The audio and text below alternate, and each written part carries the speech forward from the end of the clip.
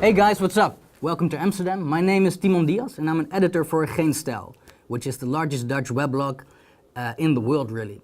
I'm quite overjoyed today because today we are joined by Dr. World Famous Mr. Jordan Peterson.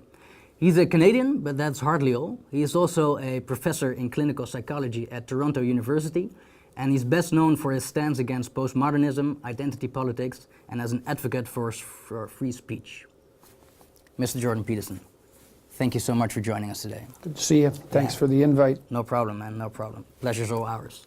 Our main theme today will be to discuss your philosophy on how to be in the world properly as an individual. I've watched your lectures on personality transformations, maps of meaning, and the biblical series, and I think I've distilled your philosophy down to what I think are your 5 strongest points. Later on, I will present those points, and we'll unpack them and comment on them. Yep. But first, the talk of the day, man.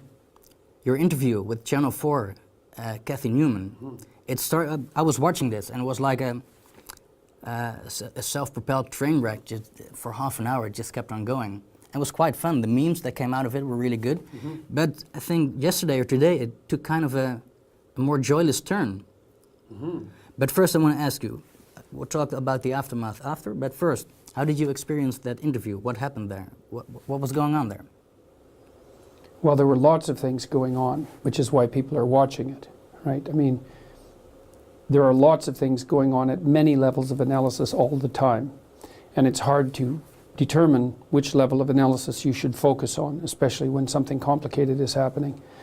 The way I experienced it was that I went into the Channel 4 studio and I sat and well, first in the green room where everything was quite friendly. Cathy was being made up in there, and so we had a pleasant interchange, I would say. And then I was brought into a room where the interview took place with the cameras, and we spoke for 2 or 3 minutes before the cameras rolled, and she was pleasant and engaging, distracted a bit, but it's exactly what you'd expect, right? She's got her mind on many things. But then the cameras went on and she just was a completely different person instantly. And so that was interesting. You know, it was interesting to me that she had both of those approaches so instantaneously at her disposal, you know. And so, of course, the first thing that entered my mind was, well, my eyebrows went up and I thought, okay, which of these two people is the real person, right? And then well, you could say she played devil's advocate. I suppose that's one way of thinking about it. She laid out a set of ideological presuppositions, 2 sets actually, her set and my set. And the set of ideological presuppositions that she laid out for my side of the argument bore very little resemblance to anything that I think or say. And so she would ask me a question, which wasn't really a question. It was a barb with bait on the end of it. And I would respond, and then she would tell me... So you're saying? Yeah, she would say what I said, except then what she would say had nothing to do with what I'd saying. She was actually... Quite little to do. She was fabricating on the fly the person that she hoped, the villain that she hoped I would be, and then insisting that that was me and that denying it was a lie. Essentially, that's what the interview was. So it's deeply insincere because she was playing an ideological persona, and she wanted you to play one as well. Well, she wanted me to be the proper foil for that, you know, and was insistent, is the right word, that I abide by that particular decision. But there was more to the interview than that, because it was, I mean, I've had a lot of experience listening to people. Tens of thousands of hours of experience listening to people, because I'm a clinical psychologist and I've had an extensive practice and I've dealt with every sort of person you could possibly imagine, and a very large number of people that you couldn't imagine no matter how long you tried. So I was watching her after the first minute like a clinician instead of like an interviewer. And I was really paying attention to what she was doing. And I truly don't believe that anything she said in that entire interview was true on its own. It was all I actually have a chapter about this in my book called Assume That the Person You're Listening to Knows Something You Don't, which is a taxonomy of conversational types and a discussion about how to engage in a conversation if what you're trying to do is further your knowledge of the truth. If both of you are trying to further your knowledge of the truth, which is a proper conversation, it's the highest form of conversation, not the only form. You could amuse each other too. That's a perfectly good form. Or you can have a friendly spar, or you can play a primate dominance hierarchy game, which is very, very common, which is mostly what was happening in that interview. But she was using her words as tools to attain a particular kind of end. And I couldn't exactly figure out what the end was. Some of it would be to dominate the interviewee, especially if that's a person, then that would be contaminated with ideological correctness. You want to dominate your interviewee if you believe that they're wrong from an ideological perspective. And you want to do that, number one, to attain victory, and number two, to buttress your ideological points. Yeah. So there was that. Then there was some devil's advocate, I suppose, and maybe that's more forgivable, because you could say that she has a responsibility to do that as a journalist, which I don't believe, by the way. Yeah. Asking difficult questions and playing the devil's advocate are not the same thing, even though sometimes playing the devil's advocate is necessary. And then I think there was an underlay of career grandstanding. I don't know that much about her, and I don't know how she's made her reputation, but she is obviously a combative person, and my suspicions are that she's made a success of putting people, maybe she's made a success of herself in other ways, but she's made a success of herself, at least in part, by putting people uncomfortably on the spot. Yeah. And so all those things were going on at the same time. And then, of course, underneath that is the fact that there was an ideological battle being played out. I would say a threefold ideological battle. There was a battle between her position, which was radically neo-Marxist, postmodernist, I would say. She was arguing against who she thought I was, and so that was the battle. And then there was the position I was trying to put forward, which had virtually nothing to do with what she was discussing. She was fighting your strawman. Mm-hmm. Yeah, well, and it was like I was able to remain reasonably detached during the interview, because I realized almost immediately that whoever she was talking to bore very little resemblance to me. Yeah. And so, I mean, she was quite sophisticated in some sense in what she did, because she did manage to sort of... Her claims became so preposterous and so self-contradictory that it was difficult to remain completely detached. And I think, and this was the crux of the interview, and I think the part that's attracted the most attention, she had asked me at one point in a provocatively self-righteous manner just what gave me the right to assume that my privilege of free speech, let's put it that way, gave me the right to potentially offend someone and hurt their feelings. Yeah. And I thought about 6 things at the same time. But the first thing I thought was, you're a journalist. That's the last question in the world you should ever ask someone if you have any genuine integrity as a journalist, because that's all you have as a journalist. You have the right to offend people and hurt their feelings. And so I called her out on that. I said, look, you know, all you've done in the last 20 minutes is everything you possibly could to make me as uncomfortable as you possibly can. Yeah. And I said it in a way that I would say was designed to let her know that I knew exactly what she was doing. And then I suggested that that was actually okay, because she had every right to do that, but that she couldn't have it both ways. She couldn't make her living and her reputation using those tactics, let's say. And those are, for her, those weren't tactics of seeking the truth. They were almost purely tactics of domination, right, and one-upmanship. Yeah. And maybe, you know, if you live in the postmodernist world, you don't believe in truth anyways. There's just victory and power games, and so perhaps that's what she was pursuing. I don't know exactly what she was pursuing, but it was so palpably obvious to the two of us at that point that she had in fact done nothing except try to make me uncomfortable, that calling her on it left her speechless. And then that was the only time, I would say, when I actually spoke to the genuine human being instead of the ideological So the front. ideological front, it fell off briefly, and then you said, Yeah. I got you. Yeah, well, I would say technically, and this is, might be interesting for people who are interested in Jungian psychology, if you want to understand what Carl Jung meant by animus possession, which is a very difficult concept, then that interview was a textbook case of having a discussion with someone who is animus possessed. And I can't explain what that means because it's very complicated, but if you go and read Jung and you read about animus possession and you need a demonstration of it so that that you get a sense of what it means, then that interview is exactly indicative of that. And I would say, as advice to people, maybe it's more like education, with anyone who is animus possessed, their goal is to engage you in the argument. If you engage in the argument on the terms they've defined, you lose. It doesn't matter whether you win or lose. Yeah. You lose as soon as you engage in the argument. And so what I did in the interview was just not engage in the argument. Yeah. So I wouldn't say I did that with 100% perfection. Yeah. One of my friends, a very smart guy, there was the scene, let's say, where she was taken aback. I said, "Ha, gotcha."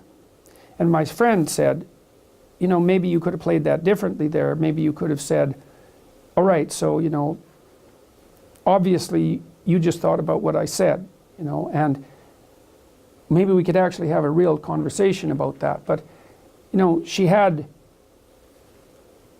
I had become somewhat angry, a little bit, at that point, because she had violated the rules that make journalism possible by suggesting that I didn't have the right to make people uncomfortable with my speech.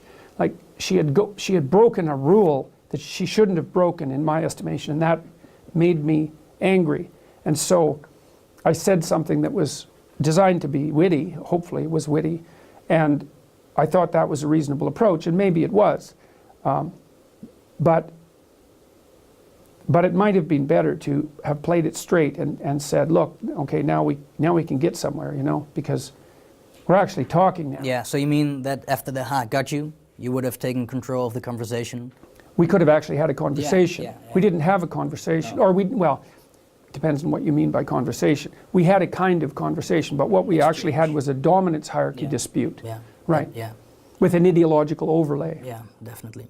So then, it went quite viral, actually. I think it unbelievable. got it was trending on YouTube. Yeah. It was number 7 trending on Number YouTube. 7. Number 7, yeah, crazy. And some loose clips on Facebook also got hundreds, millions. Yeah, of no, views. definitely. Yeah. And then I know Derek Blackman in the U.S. made a clip, and it got 750,000 views in like one day. Yeah. Then the memes came, and then a day later, it kind of took a joyless turn. Yeah, yesterday and today, right now. Yeah, well, it's amazing. That's well, you see, so here's the strange thing, eh? So I kind of played, let's say, knight on white horse. And so The Guardian yesterday published a astoundingly reprehensible article. About your book? No, about the Channel 4 interview.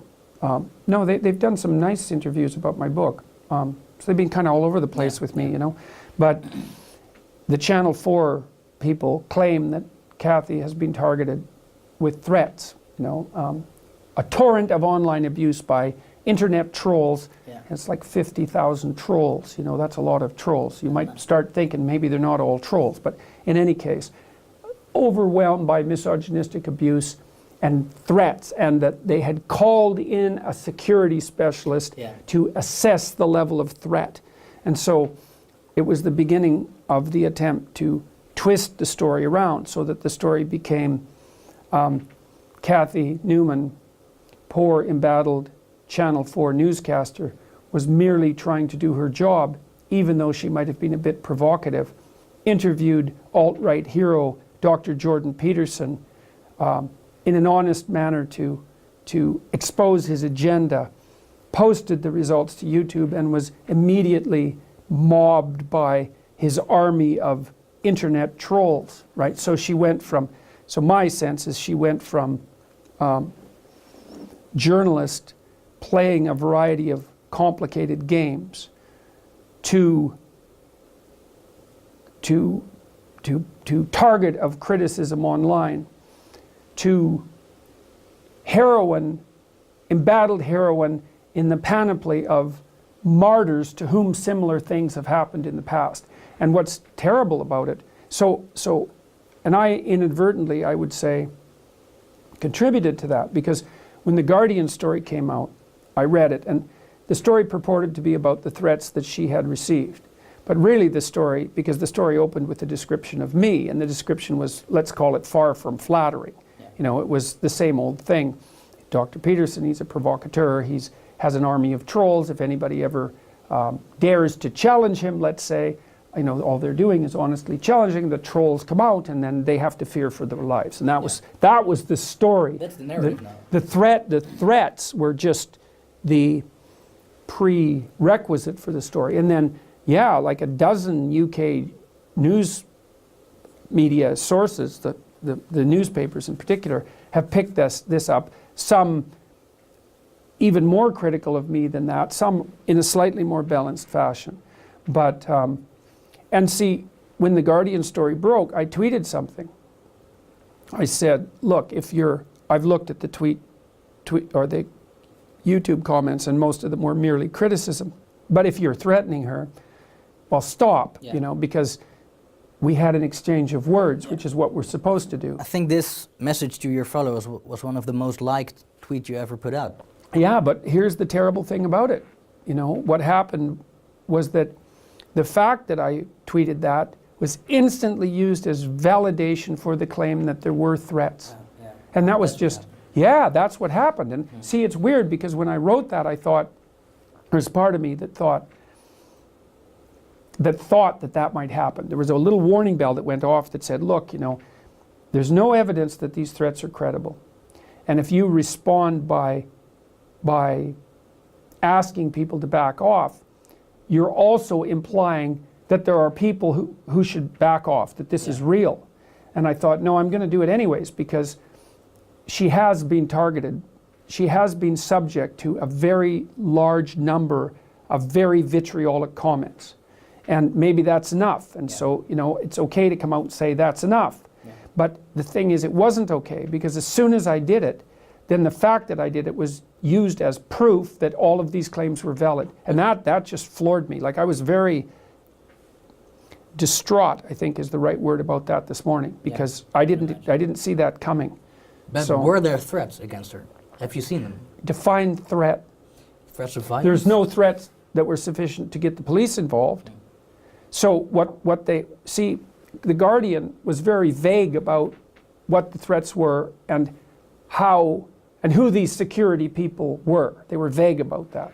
But the implication was that the threats were serious enough so that security people needed to be called in to advise. Okay, well, the narrative is clarified a little bit in the last day. Now they just said, well, they had security consultants come in to look at the threats.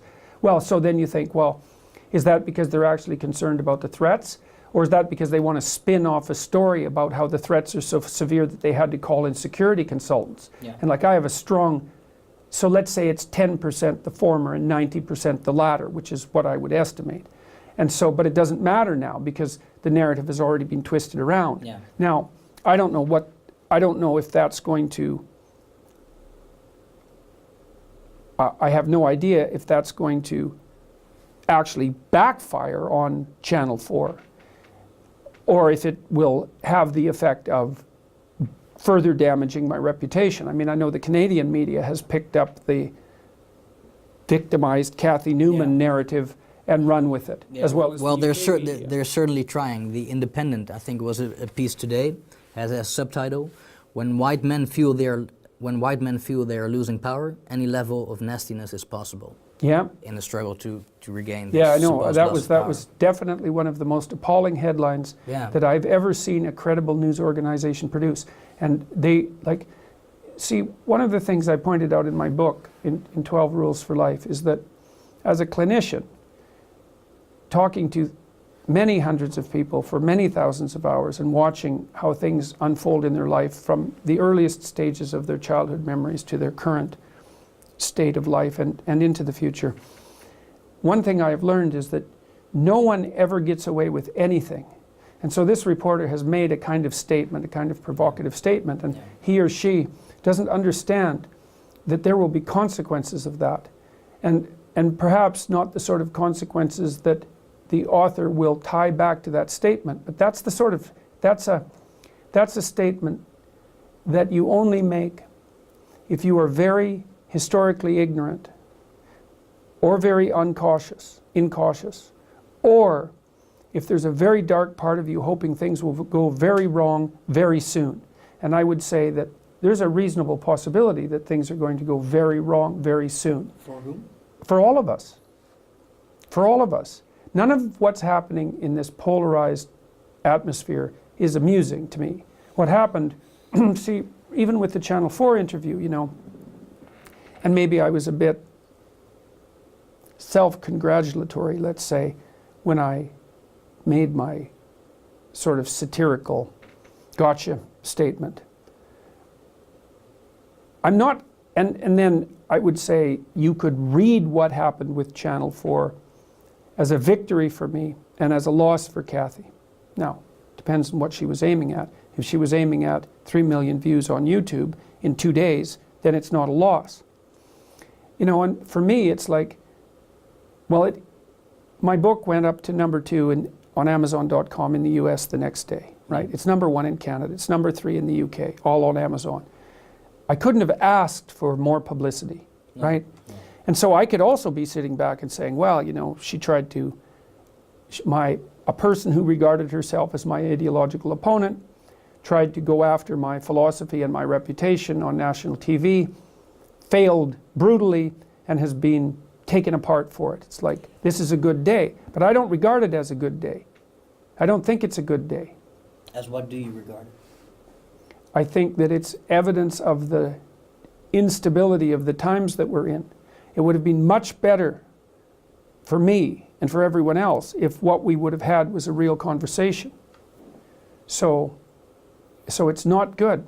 Yeah. It's not good. And I asked Cathy in a variety of different ways now if she would sit down and have an actual conversation, because the right way for this to end is not for me to declare victory, because I don't regard it as a victory. I mean, I'm not saying that I would have liked to have the tables turned. I'm not saying that I would have been happy with a loss. Yeah. But what happened in there was not an optimized victory. What we need to do, what would be best, is if she would sit down with me for about an hour. On camera as well? On camera, where we could actually have a discussion. Like, I would like to ask her something, for example. I've been trying to puzzle this out.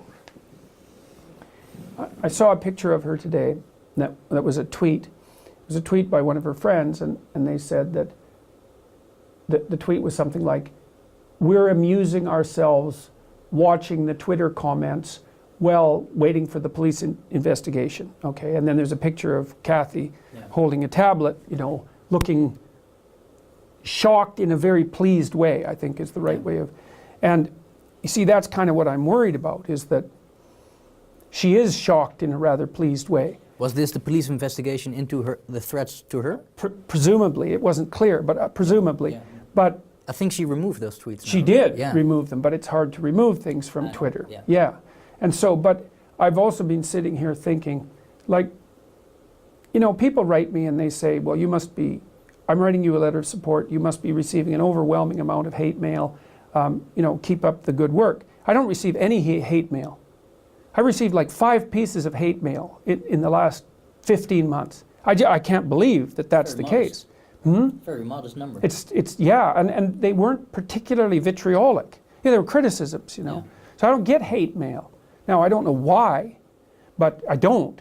But, you know, if the tables were turned, you know, and if I had done an interview and then 50,000 people had written critical comments about me in 2 days, ranging from like pretty severely critical to pretty damn vitriolic, I would be having a rough time of it, man. I'd be sitting there thinking, Jesus, you know, what the hell did I do? What did I do that was so deeply wrong that this was the result?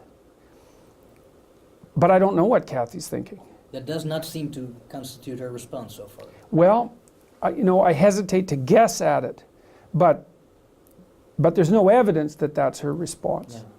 You know, she said, oh, well, it was all in good fun. It was part of the game. Thank you for being a good sport. It's not a game for me. Viva feminism. Yeah, exactly. Viva feminism. We're really, and I mean, what my impression of the response to her interview is that virtually everyone watching it online, and I'm judging this response by the number of likes to dislikes and the comments, which are running about 80 to 1 Yeah. against her, which is like 50 to 1 against you is not good. Yeah. Like 80 to 1 against you is really, really not good. Yeah. There's something wrong. And so, and these aren't trolls. These aren't my army of trolls. These 3 million people who've watched the video, or it's more than that actually, that's all sorts of people everywhere. Yeah. And they're not happy with the way the interview went. And that would crush me.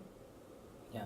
You know, and I think that's the right response to that. Is like when you receive overwhelming public criticism like that, the right response should be not glee at stirring up the hornet's nest, but careful reanalysis of what you did.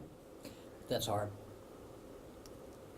It's not as hard as the alternative, because if you're riding high and there's a correction coming and you keep forestalling it, the correction will get larger and larger and larger and larger, and finally, when it comes, you will not be able to tolerate it. And that's the situation I believe that she's in. The correction is coming. Has she responded to your request to sit down again? No, but it's been made very, very, recently. Okay. So I've had a colleague of hers contacted me and said that he would do what he could to put us in touch, and other people have been working behind the scenes, and Yeah. I suggested it on Twitter, and I'm likely going to contact my press agents at Penguin and see if they want to contact her and ask. But because that's the right outcome. The right outcome is we had this bit of combat, let's say. It produced a scandal. Now we actually talk about it. Yeah. No tricks, Yeah. just a conversation. And then everybody wins, right? Because I can admit whatever mistakes I made, she can admit whatever mistakes she made, we can drop the persona, Yeah. which is what she had. Yeah, It was an definitely. animus-possessed persona, technically speaking. She could drop that, we could actually have a discussion. Yeah. Like, I would open the discussion by asking her why she was taken aback when I asked her about her treatment of me in the interview. Yeah. And people have also been spinning that as my claims to have been victimized in the interview. So, which is another sign of how pathological the discourse has become. Yeah. Because pointing out what's happening and claiming some kind of victim status are by no means the same thing. Yeah. So what you're saying, that although it might look as a victory for you, and the attention it has It's not generated, a healthy victory. it's not a healthy victory. Right. And taking back to that, you said that it's actually a sign of the times where things could go really wrong for all of us really soon. Yeah, we're playing with fire. Yeah. What do you mean by this? Can you elaborate? Well, things go wrong in cultures all the time, right? You get the polarization increases until people start to act it out. I mean, I'll give you an example. I always pay attention to what happens at the back of my mind, to the bottom of my mind, let's say. And what I learned from Carl Jung, for example, one thing was that if you watch what happens in your imagination while you're speaking and while things are happening to you, you'll see little dreamlike fragments happening all the time. Mm-hmm. They're not in words, they're really more like brief dreams. Jung thought we were dreaming all the time, even when we were awake. And, today I was reviewing maybe 10 or 11 of these newspaper articles that had played this twisty game and accused me of sicking my internet trolls on the poor hapless journalist. And I thought, this was the dark part of me, right? That's the shadow part, thought, if I wanted to sick my internet trolls on Channel 4, then there'd be nothing but broken windows and riots. And then there's a little part of me that thinks, wouldn't that be fun? Right, and that's where we're at. It's like, because I'm a reasonable person, a very reasonable person, But even you though do I have can... these thoughts in the back of your mind. Oh yes, Yeah. and I pay attention to them because I know that they're part of the collective unconscious, right? Yeah. They're the shadow part. And Yeah, yeah. when there's part of me thinking, well, wouldn't that just be perfectly goddamn delightful? Then there's lots of people who are not only thinking that way sometimes, but thinking that way all the time. And they're just waiting for that to be the proper response. You see this with the Antifa violence in the United States and with the Charlottesville thing as well. So, but basically what you're saying is that when you have these dark thoughts in your mind, in the back of your mind, you kind of tap into the collective unconscious of the culture you're embedded in. Definitely, definitely. There's no doubt about it, is that like the dark part of me and the dark part of you is the same thing in some ways, you know, and we live in the same culture. And so it's going to manifest itself in a similar manner. Yeah. So you're saying the polarization that we're seeing right now, that we are speaking out, it's not, in the future we will act out that polarization. Well, if we keep accelerating it, especially if we keep accelerating it with lies, you know, and this whole Channel 4 rat's nest is like 90% lies, maybe more. And, you know, a lot of it's ideologically motivated lies, but it doesn't matter. It's still lies. Like Cathy, as I said, there was virtually nothing she said in that interview that was actually coming from her, like a deep part of her, the soul of her. All persona. It was all persona. It was all persona, and all use of words in a expedient manner as tools to obtain, I think, probably status, dominant status, and reputation. Yeah. So this is kind of the part where I want to go to the next part of this talk, because people know you from your, well, it's not actually activism, but your stand against postmodernism and identity. My refusal to abide by the dictates of compelled speech. Right. That's what most people know you from. But what fewer people know is your philosophy on how to be in the world properly as an individual. And I think that... Yeah, I don't know which people know more about. I mean, I would say that the typical person, like there's people who live in the old media world, and there's people who live in the new media world, and the people who live in the old media world, they know me for that. But the people who live in the new media world, I wouldn't say that's the case for. That's a good point. I was referring to the people in the old. Okay. Well, it's weird that we have to make that distinction, but it's necessary because we're in the time where those distinctions are the case. Yeah. So the thing is, my view on this is, if you implement your philosophy on how to be in the world, you become less susceptible to ideological possession, which is... Well, that's the hope. Yeah, which is kind of the meta importance of that part of your work, I think. As I told you, I've watched most of your lectures, and I've tried to distill it back to 5 points, which in my view are the 5 strongest points. I will list them now in summary, and then we'll unpack them more. Yeah, well, you nailed one of them right away. It's like, I mean, I have my conscious goal since learning what I've learned, which I would say occurred back in the mid to late 80s, you know, when I learned the basic principles that I've been elaborating upon over the last 30 years or so. Once I learned those, then the hope was that sharing that knowledge would make people immune to ideological possession. That was the goal, I think this is one of your closing remarks in Maps of Meaning.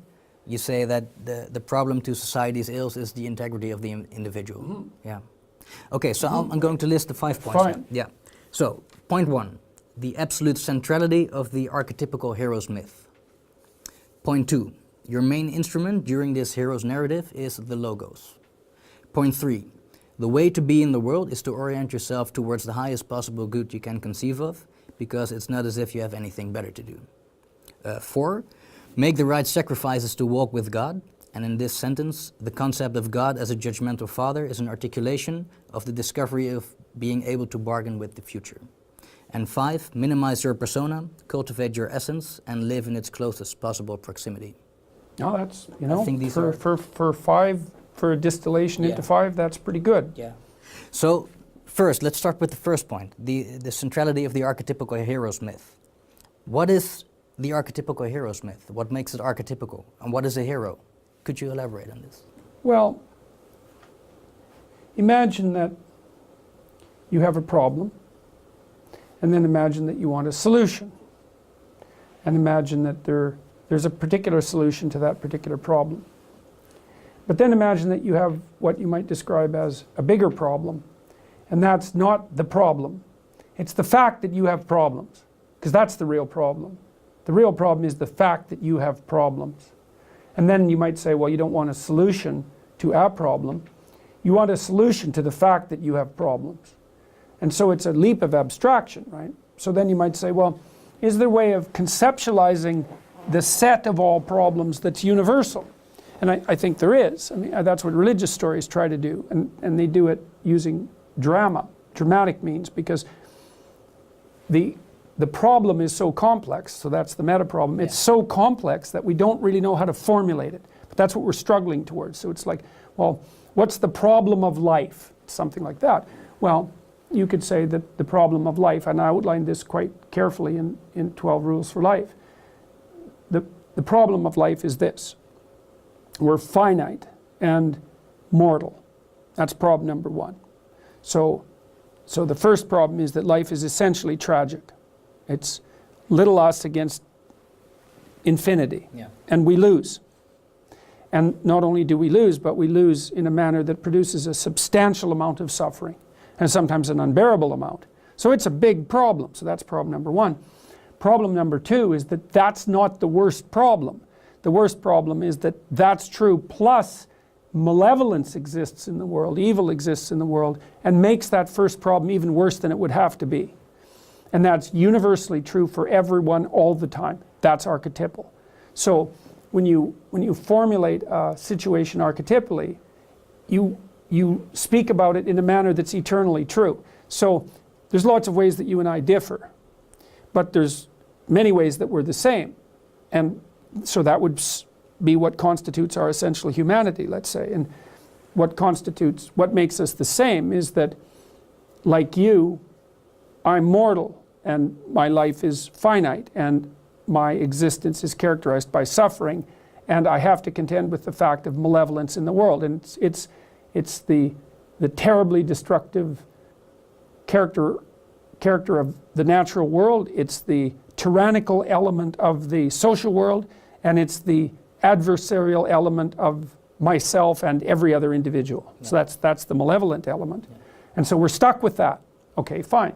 That's the archetypal formulation of the problem. You could say that's the mythic landscape, right? And it's something like good and evil in a world of chaos and order. It's something like that. Yeah. It's very interesting. You know, there are games online that have that as their basic structure, right? The game developers have figured this out. So that's pretty interesting. Okay, so then the question is, well, how do you comport yourself in a landscape of chaos and order, and when the game is good versus evil, something like that? Well, then that's where the idea of the archetypal hero emerges.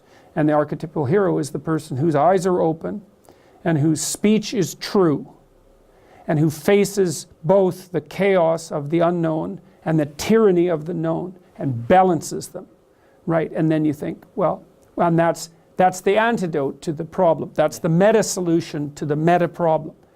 And it's something like, in a more straightforward form, and this is something that I spoke about because I was speaking in Holland here in the Netherlands 2 nights ago about European and Dutch identity and how to solve, let's say, the conundrums that are associated with a multicultural world and immigration. And my suggestion was, well, it's a very complex problem. There isn't a solution. But the solution to a very complex problem is you should be a better person than you are, because then you'd be better at solving complex problems. And lots of them are coming your way. So bloody well get your act together. And that's what I've been telling people. But more than that, because it's more than that, because that's merely burdening people with excess responsibility, let's say. So that can be a crushing message. You're not who you could be. You know, get your bloody act together. You're whining away in the corner, and you're no good to yourself and anyone else. You know, it's harsh. But then there's another element to that, which is there's way more to you than you think you are, and that you have something necessary and vital to contribute to the world. And if you don't contribute it, then things will happen that aren't good, and that's terrible for you and everyone else. So it's not only that you need to do this because it's your responsibility, but you need to understand that there isn't anything better that you could do for yourself or for anyone else. Yeah. And people are dying to hear that message. Yeah. So that resonates with young men. yeah, well, it's so amazing. Like I'm in this very weird situation right now, to say the least. It's surreal. My life has been surreal for a long time. It's like being in a Delhi painting. You know, I continually can't believe it, and I mean continually. You know. Does feel that psychedelic to you? Oh yeah, it's completely. Well, it's so strange. You know, like when I got to England, for example, to London. My wife and I were staying at this little Airbnb, and we went out to get some groceries, and so I walked into the grocery store. We were only out for about an hour, and somebody recognized me in the grocery store and came up and said, look, I was in a kind of desperate situation, and I was feeling pretty nihilistic and depressed, and I really wasn't paying attention to my life, and I was watching your videos, and like, thank you, it's really helped me straighten myself out. It's like, oh hell, hey, great. And so then I went into the electronics store next door, and some guy came up to me and he said exactly the same thing. And so like wherever I go now, people come up to me, so they're just, I wouldn't call them random strangers, but you know what I mean, like they are, and they say, they have their own personal take on it, because they usually tell me in which particular way they were feeling nihilistic and vengeful and saddened and unable to pull themselves together. But it's the same thing. And then, when I did this talk, I did 3 talks in London, and we started with one theater of 300 people, which was Penguin UK was hoping that we'd do a credible job and sell some tickets, and I could talk to about the book, and it sold out instantly. Yeah, and then it said that they told me that it sold out faster than any event they'd ever hosted. And it's like, so they put up another one with 1,000 people, and it sold out right away. And then they put up another one with 1,000 people, and it sold out right away. And so then I went and talked to these, at these venues, and people are overwhelmingly welcoming. It's crazy. And then afterwards, like 500 people line up, and they all say the same thing. I've been watching your videos. That's like really helped me out. It's like, how could you not feel that your life was surreal when that's happening? Yeah, I can imagine. I think what's happening, I see this online and in the memes and kind of in the meme culture around you. I think what's happening essentially is that the hero's myth resonates so strongly with young men. It's kind of it's a basic narrative. You descend into the underworld. You go where you least want to look. Yeah. Because you rescue your father. Yeah. Because in filth it will be found. Yeah, right, exactly. And so that which you most need is to be found where you least want to look. Yeah, it's a King Arthur theme. Mm-hmm. That's right. It's the whole theme of the Holy Grail. That's exactly right. Well, so there's a little story that goes along with that. So King Arthur and his knights are all sitting around a round table, which implies that they're of equal stature, essentially. And they go off to look for the Holy Grail, which is the container of that which redeems. It's something like that. But of course, who the hell knows where to look for the Holy Grail? Yeah. So each of the knights decides to enter the forest at the point that looks darkest to him. Right, and that's a hell of a story, because first of all, it shows that courage is the first requirement, right? Yeah. Because you look for what's darkest and you go in there. That's part of, Jung developed that idea quite substantially with regards to his notion of the shadow. And I think it's also what makes this believable for people, because, the alternative is something like, well, look for happiness. And everyone thinks, well, I'd rather be happy than miserable, and like, fair enough, but there's nothing about that has any nobility, and it's not believable. No one believes that, because everyone knows that life is bounded by tragedy and that malevolence abounds. Everyone knows that. Yeah. So, and you say, so there's that terrible dark dyad of tragedy and evil, and you wave the little flag of happiness in front of it. It's like, no one believes that will work. Yeah. But then when you tell people, look, you're dark, you're a monster, you really are, but that's actually useful, because you cannot survive the world without being a monster. People think, well, that's interesting. I kind of suspected that I was a monster, and everyone's always said that was bad. And it is bad, obviously, but there's something that can be done about it, and there's something that can be transmuted into something good without being inhibited. Yeah. So you're saying To be good, I don't have to be a neutered tomcat.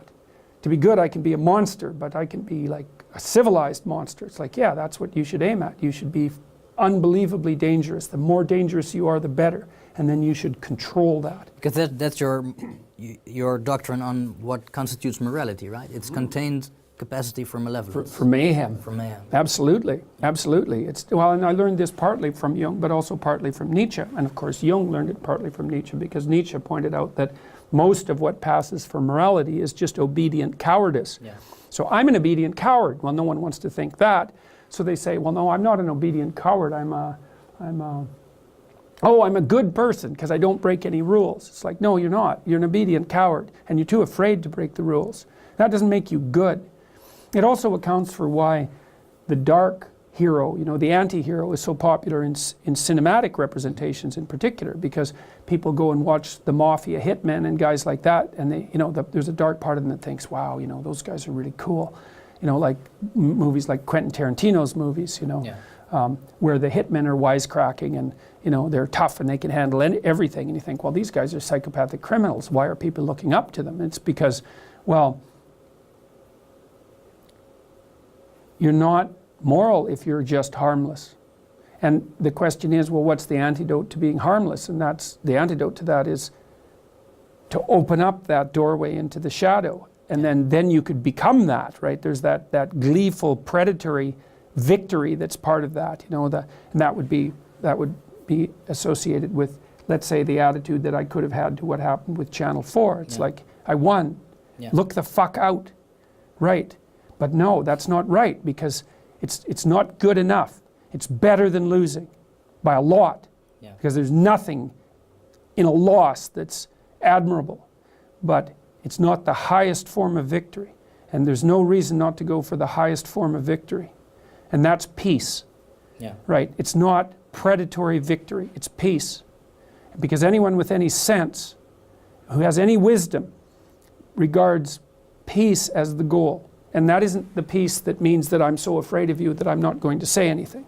It's the peace that is that, like, it's the peace of armed opponents who respect one another. Right, that's real peace.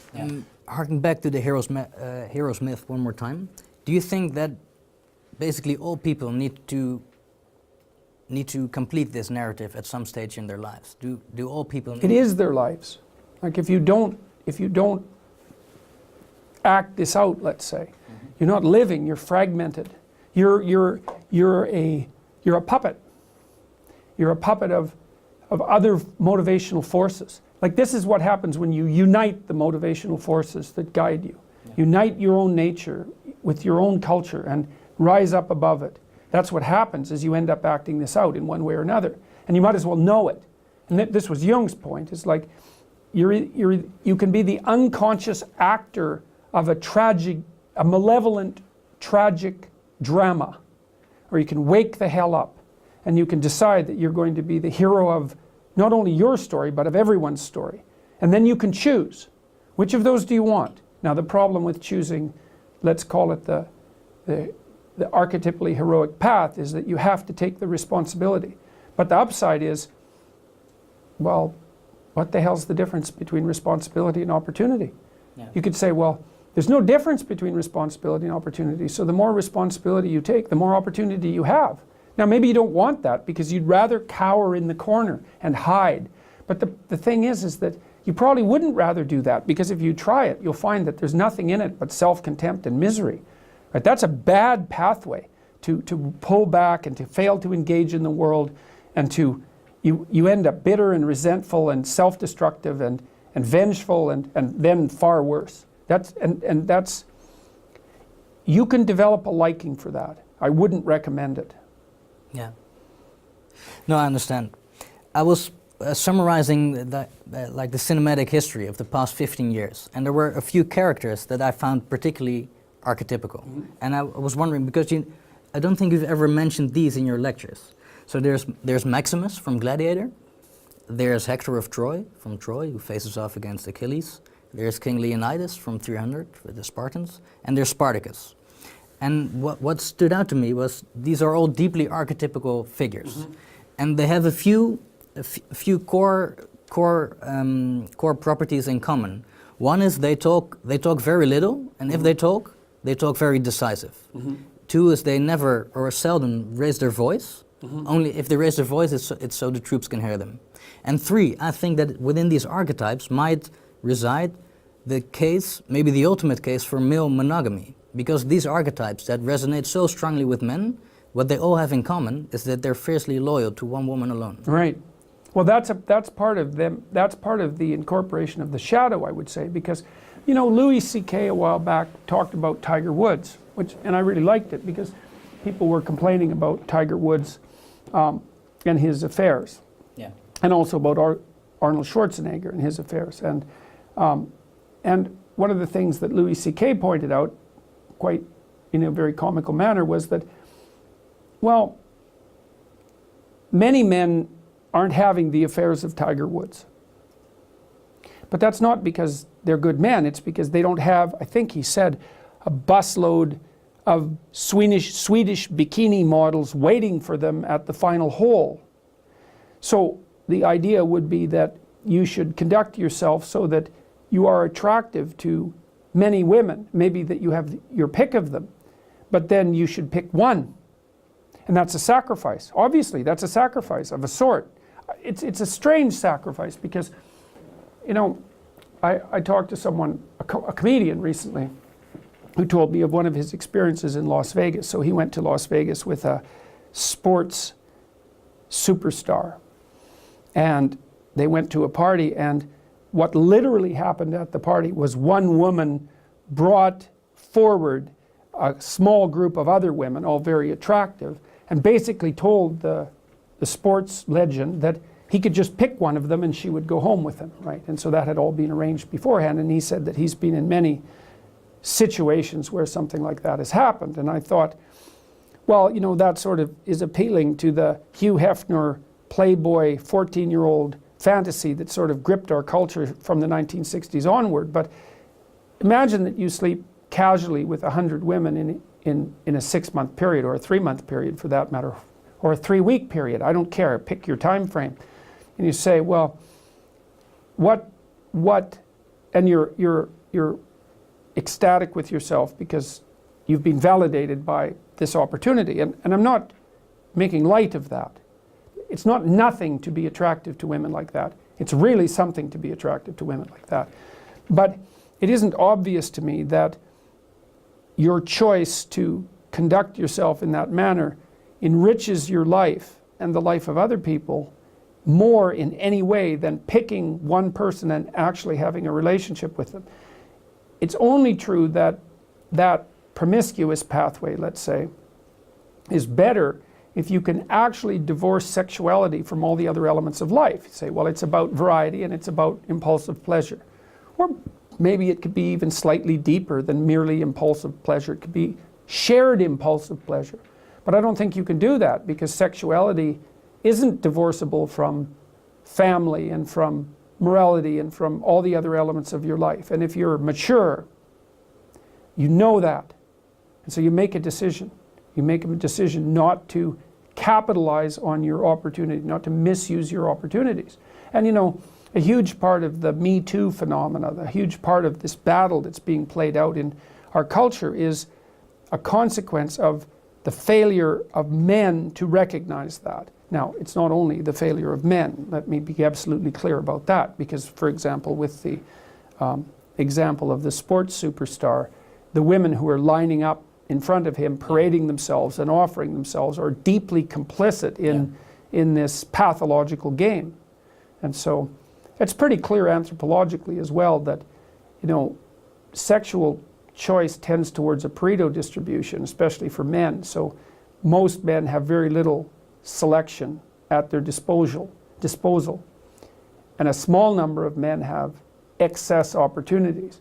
The question is, what should that small number of men do? And you might say, capitalize on it and to hell with the consequences.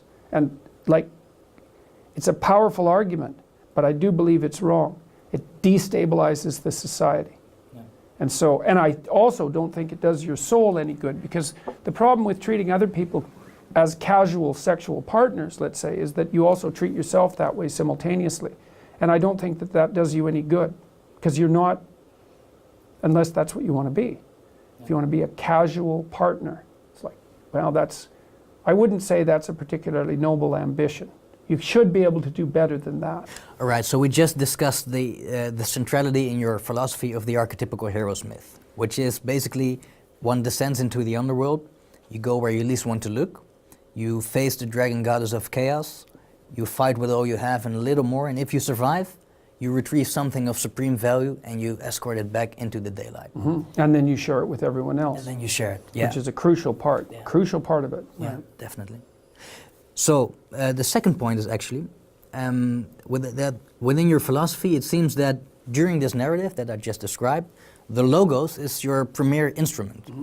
And you describe the logos as the capacity to articulate undifferentiated chaos into habitable order. Into the habitable order that is good. Yeah, that right, is good. Right, Yeah. which is like an elaboration that I kind of figured out last year when I was doing the biblical lectures, right?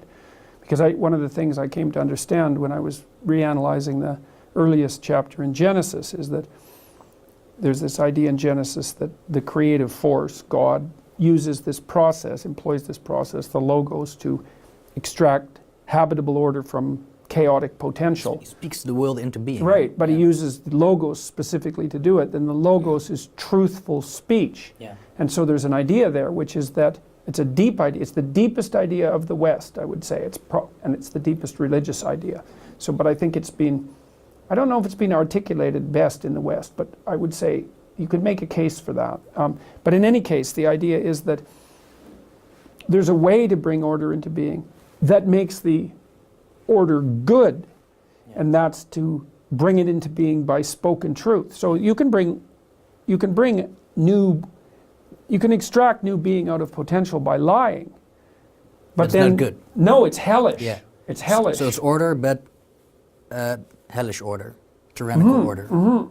Yeah. Right, it's tyrannical order, generally speaking. Well, and we know that to be the case. Yeah. It's not like this is some metaphysical speculation. If you read Solzhenitsyn, for example, or Viktor Frankl, people like that, who've deeply meditated on the relationship between malevolence and tyranny, I mean, they just lay it out clearly. Yeah. In a true tyranny, everyone lies about everything all the time. Yeah. And that's why it's hell. Yeah. And that's exactly right. Because exactly right. You said that in the Soviet Union, in Eastern Germany, 1 in 3 people was a government informer. Informer, yeah, that's right. That's insane.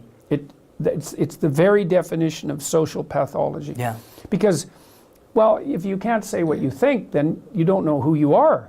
You can't live. Yeah. You have to live as a crippled person, a self-crippling person. It's like you're taking a sledgehammer to your shins. You know, it's you and everyone else, and it's brutal and murderous and. Yeah. One of the things that's so profound about the concept of the logos, because you refer to Genesis, but actually it's older. It's Babylonian, right? It's from the Enuma Elish. Well, it's older. It's even older than that, right? I mean, it's as old as humanity itself, in some sense. I would say it's the central process by which human beings flourish in the world. Yeah. So yeah, it's as old as higher consciousness is. It's something like that. Yeah. And you've also stated that actually that Western legal systems are predicated on the notion that people possess the logos. That's what it looks like to me. Yeah. I mean, sorry. well, because the individual has sovereignty in the West. We have a rule here, a meta rule, which is that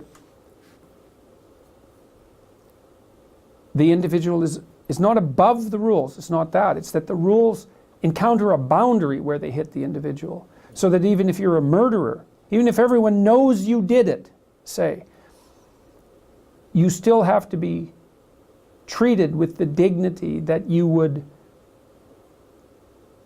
grant to someone who possesses the capacity to conquer chaos and revitalize tyrannical order. Yeah.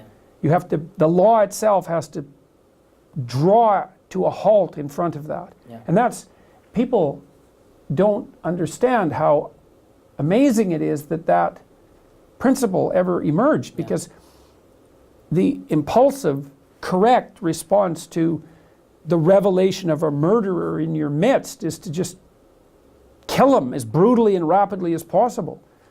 And you think, well, why not? He deserves it. It's like, well, you could make a case that he deserves it. I mean, you can make a strong case for that, especially if you happen to be the relative of the victim, let's say. Yeah.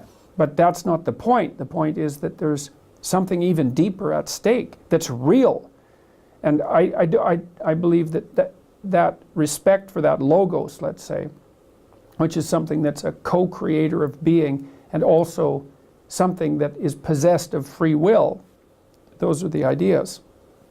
That without that respect, you cannot establish a harmonious relationship with yourself because you don't know who you are. You cannot establish a real friendship or intimate relationship with anyone else. You can't be a good parent. You can't take your place in your local community, and you can't be a productive, useful citizen. If all of that. If you're not in touch with your Yeah, logos. exactly. It's the principle. When your relationships are working, whether they're with yourself or with one or many people, if they're working to the degree that they're guided by that principle. Well, it's simple in some ways. It's like, well, you and I want to get along, let's say. Well, the first question, the last question even is, well, do we trust each other? You know, and we test each other out constantly. It's like, well, you know, maybe I want to see if I can rely on you a little bit. So I tell you something that's a little rough, something I need a little help with maybe, or I reveal something about myself. Then I watch. And then maybe you have some sense and you listen. And you reveal something about yourself that's about the same magnitude. Then we sit and think, okay, that went all right. That exchange was fair. And then maybe I think, okay, well, let's just push this a little bit farther. So I lay another card on the table and you do the same. And it's like, well, soon we find out that there's reciprocity, so we're tracking the exchanges, and that we can each be relied upon. It's like, great, well, I can rely on you. Well, good, now we can go off and try something difficult together. And that binds us together even more tightly. Well, every relationship is like that. But is this the logos you're referring to? Because in my understanding, the logos is just the capacity to articulate chaos into order. But that's what we're doing when we're mediating in the space between us. That's what we're doing in this conversation. So the space between us, well, we just met. Right. So there's a chaotic potential here. Yeah. And we can articulate this into... Yeah, the potential is that we just met. Yeah. Right? It's like, you don't know me, I don't know you. So what's going to come of this? Yeah. Well, many potential things. Well, and we're having this conversation that's going to be watched by many people. So we're bringing, by having this discussion, we're reshaping the potential that lies in front of us into something actual. Yeah. And we're determining with every gesture, every word, what that order is going to be. And you're doing that all the time with people. And you know, one of the things that's really struck me is that people know this. And I talk to people, I say, well, your parents are going to say to you, people who love you will say, you're not living up to your potential. And if they're serious about that, then that strikes at your heart. You think, oh my God, I'm not living up to my potential. That's like the ultimate sin. There's part of you that knows that. You think, well, I should be like making more of myself. I should be living up to my potential. And you never stop and sit back and think, what is this potential that we're referring to? What do we mean by that potential? And what sort of reality does it have? Well, it's only potential. What sort of reality does it have? It has no reality. It's only potential. Well, it's a weird, what would you call it? It's not even a category. Well, maybe it's a category. Man, that's the best I can do on the spur of the moment. We all act as if potential is real and that it can be transformed by our choices. Yeah. So when people say to me, hey, you're not living up to your potential, they're actually saying you're not articulating order from chaos. Yes. As you could. Yes, or the corollary is that you're also not standing up to tyranny, like, you know, you're not recasting tyrannical order like you should be. Yeah. It's both of those. Yeah. So there's chaos on the one side and tyrannical order on the other. Yeah, exactly. And the logos mediates between them. Yes, and so sometimes, and you see this in the story of Christ quite clearly, because first, especially in the extended version, let's say, where Christ is also the logos that exists at the beginning of time. It's like, well, that's the word that brings forth order from chaos, but the incarnate Christ, let's say, the logos made flesh, that's a way of looking at it, has a social revolutionary element to him. So he's standing up constantly against the Pharisees and the lawyers, right, the forces of tyranny. And so he's more in in the actual passion story, he's more of a combater of corrupt order than someone who's calling forth order from chaos. That's the more abstract level.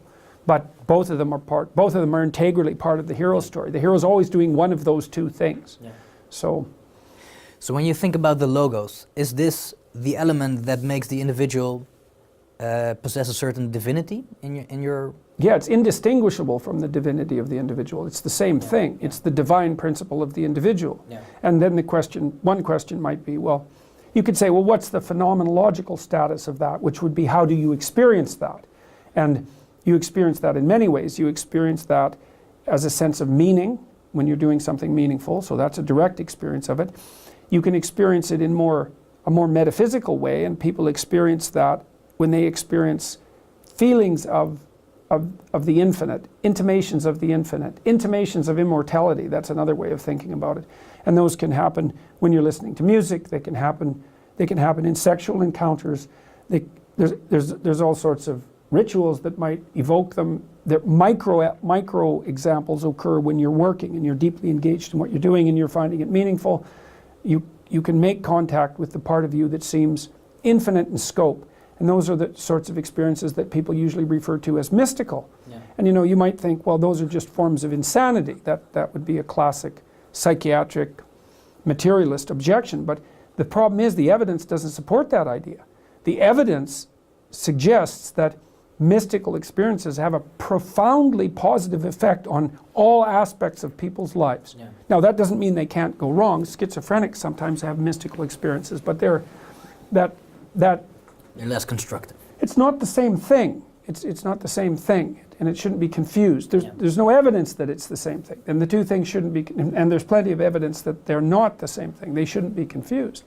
And so, so that's the phenomenological level. You can experience these things, and people have strived to experience them throughout human history. I mean, almost all the things we do that are cultural, like deeply cultural, all our forms, let's say, of entertainment, which is a very bad way of thinking about it, are attempts to produce those intimations of the divine. And people love that more than anything, and no wonder.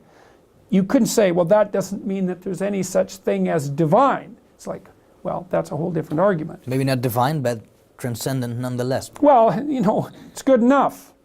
I'm not necessarily engaging in metaphysical speculation. When I did the biblical lectures, for example, I tried to stay on psychological grounds. Say, look, just read psychologically, these stories are sufficient.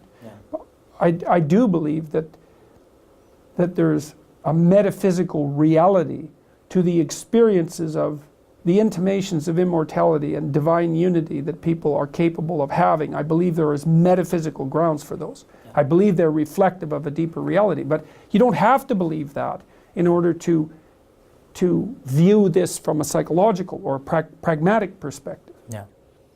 So what I really enjoyed, I actually thoroughly enjoy it in my day-to-day life, when I started to articulate the concept of the logos for myself. Every morning when I wake up, I think, hey, I have a logos and I can start to create order out of something chaotic. I can start to explore territory and bring it into my map of the world. That's right. There's chaos to encounter and giants to fight. Yeah, it's quite fun. Yes, absolutely. It's more fun than anything else. I know. It's better than fun. That's the thing that's so remarkable. How would you call it if not fun? Meaningful. Meaningful. It's meaningful, man. And it's better. And the reason to distinguish it from fun is that fun doesn't work when you're not having fun. Fun doesn't work when you have people in your family that are suffering or when you're in a crisis. That's not fun. But this works then too, maybe even better. So that's, it's a boat that doesn't sink in a storm. It's an adventure. That's the other thing. It's an adventure. So, or maybe it's even the adventure. So you wake up in the morning and you think, exactly that. There are dragons to slay and giants to fight. It's like, yeah, absolutely. Well, I think this is a good point to go to our third point. The way to be in the world is to orient yourself to the highest possible good you can conceive, because you don't have anything better to do. You also say that you encourage people to take on as much responsibility as they can, and because this constitutes a meaningful life. And this is, I find this quite interesting. You know what is meaningful because it is encoded into your body, the notion of meaningfulness. Oh yeah. And it's the deepest of the higher instincts. Yeah. That's a good way of thinking about it. My reading of this was that, now it's actually your reading, but what constitutes meaning is the right balance between chaos and order. And this is actually what you described as paradise on earth, being a walled garden where chaos, the chaotic potential, and the logos mediate supreme beauty. And harmony. Yeah. Harmony is a good way of thinking about it, because, well, people understand harmony because they listen to music. Yeah. It's like, you listen to a piece of music you love, it's like, that's harmony. It's like, well, how would you like things to be like that? It's like, there's not a question. The fact that you love the piece of music means that you want things to be that way. It's direct. It's not mediated by cognition. Yeah. No, it's something else. Huh? It is something else. It's absolutely something else. When I first heard you say this sentence, orient yourself to the highest possible good you can conceive, I'd never thought of it that way. But when you just lay it out, it sounds really quite logical. Sounds like the most logical thing to do. Yes. But I never heard it in an articulated fashion like that. Yeah. And I think that many people, I think it was the closing remarks of Maps of Meaning, I think you refer to Pinocchio, when Geppetto, he wishes upon the star, which is the highest asks ideal. for something impossible. Yeah. Right. But can you elaborate on this? Why does the highest possible good constitute meaning? And why do we feel this? Why do we feel when we're doing something meaningful? Well, I think it's because we go back to the beginning of the conversation, is that we have a problem, right? We have the fall. That's the right way of thinking about it. We have chaos and tyranny, and we have evil. It's like, what do you do about that? You pursue the pathway that solves those problems. That's what the meaningful pathway does. And that's why it feels meaningful. It's like those actually are the problems. I've started to think, well, I thought for a long time there are truths of drama and literature, and there are material truths of science. But there are times when those two align, and they're true literally and metaphysically, literally and metaphorically at the same time. Yeah. And the idea that being is a place of tragedy and evil is literally and metaphysically true, and metaphorically true, both at the same time. And the idea that there's a way of dealing with those both at the same time, and that's meaningful, that's also literally and metaphorically true at the same time. Yeah. And the reason for that is that because it's true that our eternal enemies are tragedy and malevolence, we've adapted to them, and we can feel, so to speak, when we're contending with them properly. Yeah. And that feeling of contending with them properly is the feeling of meaning. Yeah. And so there you have it. And the meaning that's produced as a consequence of contending with those properly is the antidote to them at the same time.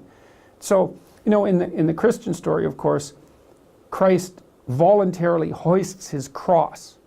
Okay, so that means a lot of things at the same time. I mean, first of all, it's actually a heavy physical object. Second, it is something you have to hoist up onto your shoulders. It's a genuine burden. So it's a genuine physical burden. But it's also a metaphysical burden, because at the same time that he hoists up his cross, he's accepting the burden of his death. And he's doing that, not only death, but suffering in death. And he's doing that voluntarily. It's like, that's the ticket, exactly that, is to do that voluntarily. It's like, yeah, there's no doubt, life is tragic and bounded by malevolence, no doubt about it. Accept it, accept it, accept it, transcend it. And then you transmute it. That's what I've never recovered from that realization 30 years ago. Which is a good thing, right? Right, that's a good thing. But I would say in many ways I'm a deeply pessimistic person, because I'm very aware of the finitude of life and the suffering that's associated with it, acutely aware of that, and also of malevolence. And then I came across this set of ideas, which I've been elaborating, that we've been talking about, and there's this process that's laid out as an antidote. It's like, tell the truth. Orient yourself towards the highest good you can conceive of and tell the truth, and that will work. And the strange thing is, it works. It's like, really? It works. Those are big problems. You might think they're so big that they have no solution. How could they have a solution? It's like, well, they have a solution. Isn't that something? I think in one of your lectures you refer to, or you say, or you tell the crowd, and you make these gestures. You talk about alignment a lot, and you always make this gesture. I like that. You say, align your soul with the structure of being. But what does that mean? Well, it means it's the same thing that you do when you're dancing with someone. So imagine an orchestra is playing. Are you a good dancer? I'm a pretty good dancer. What style? Well, I wouldn't exactly say that what I have is a style. I can dance with my wife, which is the crucial thing. You know, I mean, I'm good enough dancer so that she likes to dance with me, and she's actually a pretty good dancer, so that works out pretty well. So, and I listen to the music, so I guess maybe that's partly why I can dance, because I actually listen to the music. So imagine there's an orchestra. Okay, now you think about what the orchestra is doing, right? These people are hyper specialized, they're incredibly skilled. They all have their individual talent. They're all pushing the limit when they're really playing well, right? They're pushing the limits of their capability. And then they're organized into groups, strings, horns, etc. So there's the individual, but then there's the group, and then there's the aggregation of the group. And then there's the conductor, who's the king, right? And he's making sure that all of the skillful players play their part harmoniously. And then they're laying out pattern upon pattern upon pattern upon pattern, and they're modeling the structure of reality, because that's what reality is. It's pattern upon pattern upon pattern, all harmoniously, when it's working nicely. It's the music of the spheres. It's all harmony from the lowest subatomic level all the way up to the top, and that's what music is modeling. And then there's society, that's all the dancers, and they're all weaving in and out of each other's territory smoothly and without conflict, because they're paying attention. Yeah. And so that's society dancing to the tune that the king is conducting for the orchestra of being, right? And then there's the dyad, the two people, and they're paying attention to each other and matching their bodies to one another and delighting in the stacked harmony. Well, that's perfect, and people find that extremely enjoyable. It's because they're acting out the proper mode of being. They're dramatizing it. And people find that invigorating and refreshing, and you know, and beautiful, all of those things at the same time. And so that's a dramatized example of how you should live your life. And I mean should, I don't mean you should live your life this way. It's not that. It's that if you want to make things better, not worse, then that's the pathway. That's what I mean by should. It's not follow the rules, God damn it. I mean, there's some of that, because without the rules, we can't coexist, and you can't become disciplined. But it isn't follow the rules. Your 12 goddamn rules for life. Right, yeah, exactly. Yeah, exactly, yeah. No, okay. I understand what you're saying, but it still doesn't quite answer my question. Okay. What does it mean to align your soul with the structure of being? Because this sentence, yes, okay. It fascinated me, but I still cannot articulate in a concrete way what it means. It has to do with speaking the truth when facing chaos. Yeah, because it's partly because, you see, this is something I would really like people to take away from 12 Rules of Life. It's like, there's a chapter in there called Do What Is Meaningful, Not What Is Expedient, and it lays out two pathways and it's so interesting, because I would say that what happened in the Channel 4 interview was that I was trying to use my speech in a meaningful manner, and I'm not saying that I have no lingering elements of expediency, I'm not saying that, but I was trying to utilize my speech in a meaningful manner. I wasn't trying to manipulate the conversation. I didn't have a plan for the interview. Yeah. I didn't think, I'm going to go on here and sell 1 million books. There's no plan.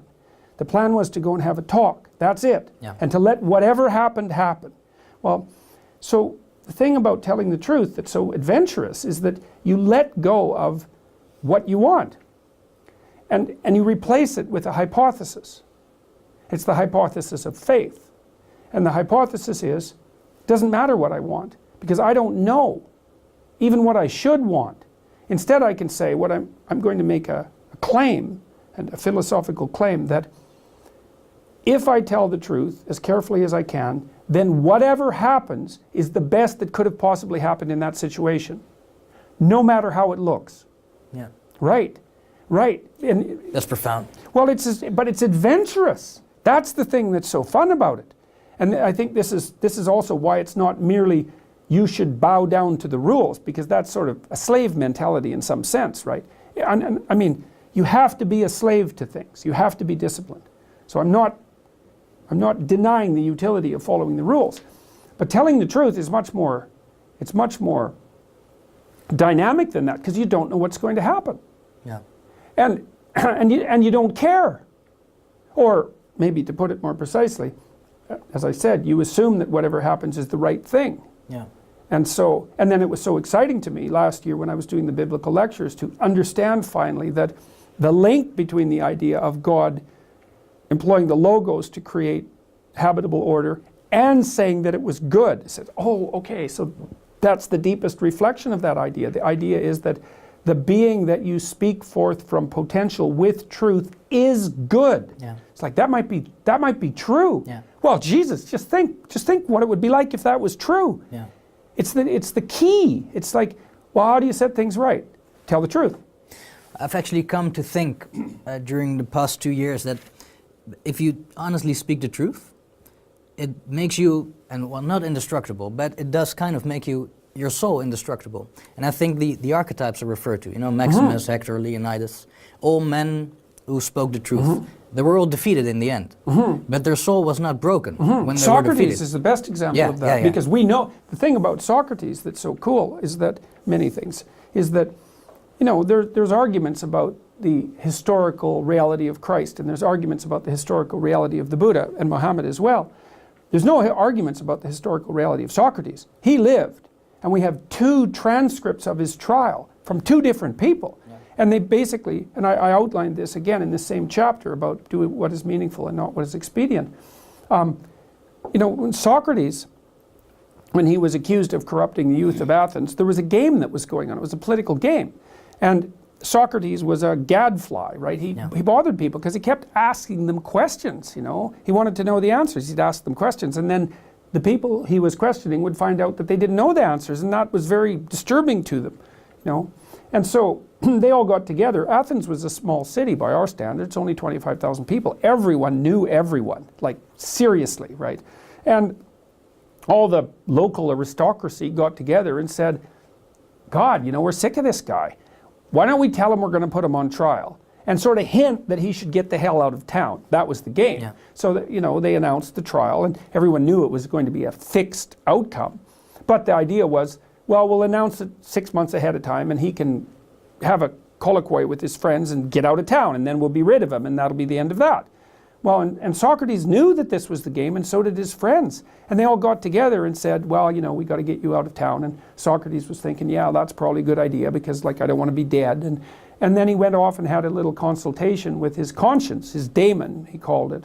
I think you actually pronounce it demon, but it means conscience for our purposes. And he went and had a conference with it, and he was thinking internally, consulting his conscience, and it said, don't run away. And he thought, well, really? What do you mean, don't run away? These people want to kill me. They're going to kill me. What do you mean, don't run away? And his conscience said, don't run away. Don't run away. That's how it is. You're not to run away. And Socrates came back and told his friends, okay, I went and talked to my conscience, and he said, the one thing that makes me different from all other men is that when my conscience tells me not to do something, I stop. It doesn't tell me what to do. It tells me what not to do, and then I don't do it, no matter what. That's what made me who I am.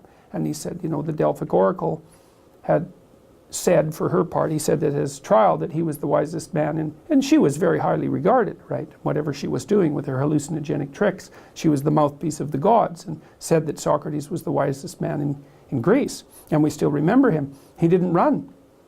He didn't run. And then he thought, okay, well, if my conscience is correct, let's assume that for a minute. Weird as that is, because how could it be correct? But it's always been correct before. He said, well, look, and he said this at his trial, I'm old. I've been renowned for my clarity of thought. I'm going to die not so long from now. And so now I have this opportunity to put my affairs in order and to say goodbye to everyone and to live the remainder of my life with integrity and to say what I have to say. And then at his trial, he just flips the table and he goes after the people who are prosecuting him. And you see why they want him dead. It's devastating. It's devastating. And so, you know, we know the story 2,500 years later, 3,000 years later. And, well, and that's a reflection of exactly what you said, is that that part of the spirit doesn't die. Yeah. Now, what does that mean? I think it means that it dies when you corrupt yourself. Well, that's what Solzhenitsyn said in the Gulag Archipelago. You know, he said there's something worse than death. That's a good thing to know. Yeah. And that's the death of your soul. And that's whether the soul is immortal or not. It's a psychological idea. It's like there are conditions under which it would be better not to live. Well, that's the cry for freedom, I would say. You know? So, because life without truth is hell. Yeah. That's the right way of looking at it. Yeah. Strong stuff. That's for sure. Well, strong stuff. Yeah, I know. Life is hard. I know. And because life is hard, we're going to the fourth point, okay, which might make it a little less hard. It's from your biblical series. I think this is from Noah, yeah, the flood myth. Make the right sacrifices to walk with God. Yeah. And within this conception, the concept of God is a judgmental father, which is an articulation of our discovery of being able to bargain with the future. Yeah, right. What does it mean to make the right sacrifices when bargaining well, with the future? It means that as you, let's say you conceptualize what you're pursuing as good, and you asked a bit about putting things in alignment, and I would say, okay, well, here's a technical description of what's good.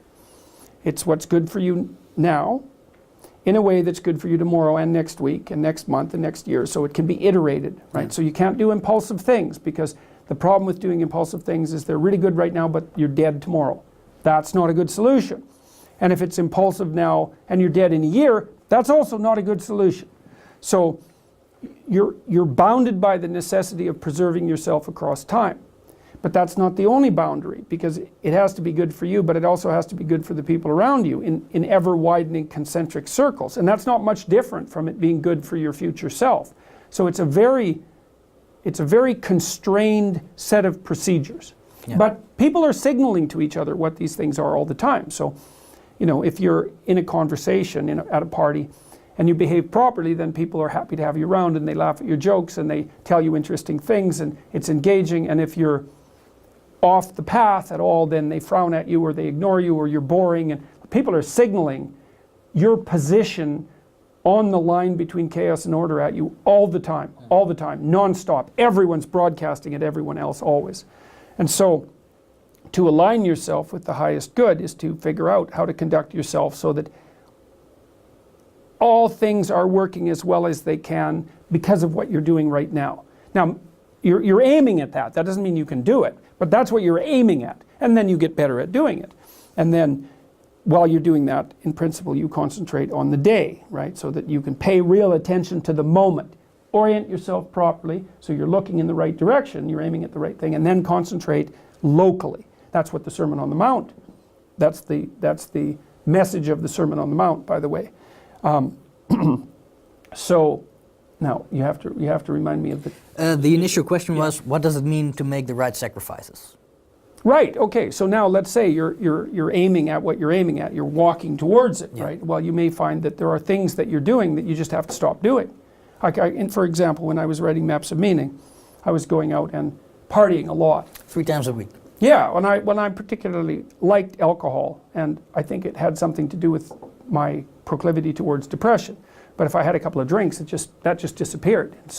And I came from a pretty hard drinking childhood culture, you know, where I grew up, and I smoked and as well, and especially when I was drinking. And that was fine. I was pretty immune to hangovers when I was young, but as I got older, that wasn't so much the case. But more than that, when I was working on Maps of Meaning, it was it was really stretching me, like to the limits of my tolerance. And lots of times when I was rewriting and thinking, it was so stressful that if I was hungover, I just couldn't tolerate it. But worse than that, I couldn't think clearly. Not as clearly as I had to. When you were hungover? Yeah, exactly, yeah. Exactly. It was like, especially if I had, maybe I'd taken a paragraph and written it 15 times or 20 times trying to get it right. Well, now I had to write it the 21st time, but it was already almost as good as I could make it. And so if I wasn't in tip-top shape when I was looking at it, and I edited it, I'd make it worse. So I had to make a choice. It was like, well, you want to make this better, or do you want to keep going out 3 times a week? Because you can't do both. It's like, okay, well, enough of that. Yeah. So I stopped doing that. And there's lots of things I stopped doing because they were incommensurate with the goal.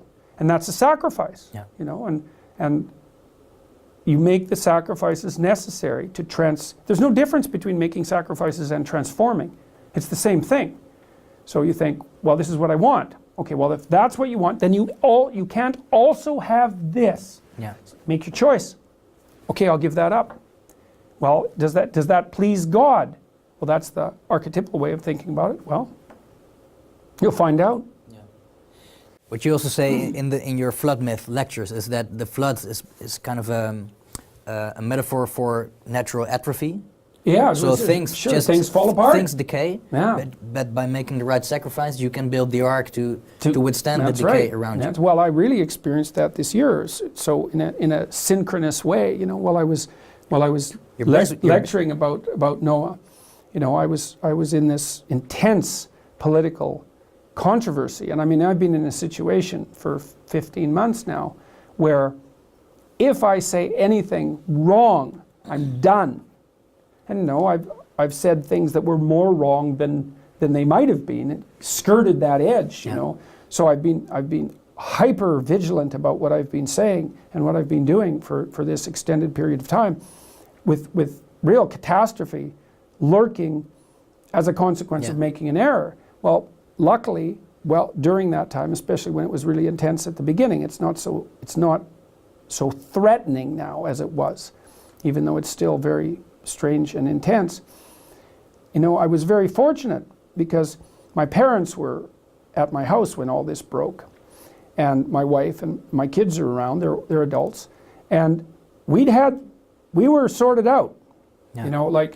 I have a good relationship with my father. We've straightened it out. I have a good relationship with my mom. I trust them both. They tell me the truth. They're on my side. Same with my wife. Same with my kids. And then I have a circle of friends outside that are people. Same thing. Our relationship is solid. We tell each other what we think. And so I had people who were supporting me, helping me figure out when I was making mistakes, telling me when they thought what I was doing was working and when it wasn't. We were analyzing this very carefully. And it was maximally stressful, But there wasn't additional stress because of unresolved issues in the family, And that was good because 3 or 4 additional pieces of stress, I would have started to make mistakes and the whole bloody thing would have spiraled down. So let's say that the outside conditions, they were tragedy, but there was no malevolence within your own structure, so you could handle it. It was restricted to the degree that goodwill had restricted it over about a 25-year period. So you never say none because there's always a snake in the garden, but it was as good as we could make it with our honest attempts to do so. Yeah. And that was good enough. And then, when I read about Noah, it was a story that I hadn't delved into as deeply as I had into some of the earlier stories in Genesis. There's one line says that Noah was perfect in his generations. And I thought, I don't know what the hell that means. So I went and looked up, because every biblical phrase, has comments on it from centuries of commentators. So you can really dig into these and figure out what they mean. And, basically what it meant was that because he was a good man, he had structured his family in a manner that was healthy, and sustaining. And so then when all hell broke loose, the ark was there. Yeah. And ready, and that's a lesson. It's like you're going to hit things in your life. Like my daughter, for example, was very, very ill, horribly ill for a long time, deathly ill and suffering terribly. She was on high doses of opiates for 2 years. She was basically walking around on 2 broken legs, and that was only one of the things that was bothering her. So she was in agony. It just about broke her at one point, and so we were completely distraught by this ongoing catastrophe, And had there been any additional trouble between my wife and I, or between my daughter and I, or between my son and I, God only knows what would have happened, because we barely squeaked through that, but we did get through it. You know, and I told her one thing, for example, which is apropos in this world of victimization. I said, look, kid, she was about 8. I said, you're in real trouble, man. You're in real trouble. It's like, here, you have these terrible physical illnesses. And there's something worse, is that you're going to be tempted to use your illness as an excuse to not engage in life. And it's going to be hard for you to tell when you can't do something because you're sick, and when it would just be convenient of you to use your illness as an excuse for not doing it. I said, look, if you ever do that, you'll not only be sick physically, you'll be sick spiritually, and then you're done. That'll be worse. And to her credit, her great credit, she listened, and she didn't ever play victim. Thank God. How old was she when you told her this Oh, particular probably lesson? 8. Yeah, well, the chips were down already. That was she was about that old too, if I remember correctly, when I taught her how to give her own injections, you know, and that was, so she had to use this chemical that was basically... Painkiller injections? No, it was an anti-cancer, it was a chemotherapy agent. She didn't have cancer, but it was a chemotherapy agent. And, you know, we could have administered it to her. She had to do it, I think, 3 times a day.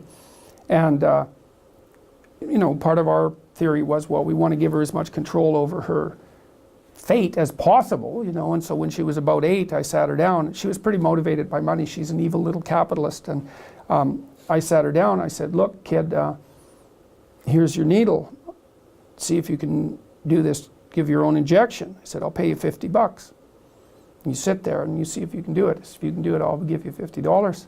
She sat there like on the steps for 45 minutes trying to do it. It's quite harsh to watch. She was 8 years old at the time? Yeah, and she did it. And she said, I did it. I said, here's your money, kid. And so the next time she had to do it, I said, it's $50 again, but you only got 15 minutes. So she did it. I paid her, and then it was like, you got 5 minutes, and then you got 30 seconds, then you got 5 seconds, because like, what do you want her to sit there and torture herself with the needle for half an hour? It's like, get it over with. And she got so she could do it immediately. And I paid her, I think we paid her $10 for every time she gave herself an injection, pretty much for then on, you know, but, well, you know, there was no choice. She was either going to climb on top of that goddamn illness, or it was going to do her in. She recovered? Yeah. Not only did she recover, she figured out what was wrong, and she fixed it. And then she fixed me. So, How? Diet changes. Both Tammy and I, my wife, we have autoimmune problems. I mean, hers are of one sort. My wife has celiac disease, and mine are of another sort, which is not quite specified, but seems to be associated with kind of an inflammation-caused depression that runs in my family. But Michaela, my daughter, seemed to get both of them. And it really, well, she developed juvenile rheumatoid arthritis and had her hip destroyed when she was 16, and then her ankle on the other leg the next year. So it was vicious. But she figured out herself it was a diet issue. Yeah.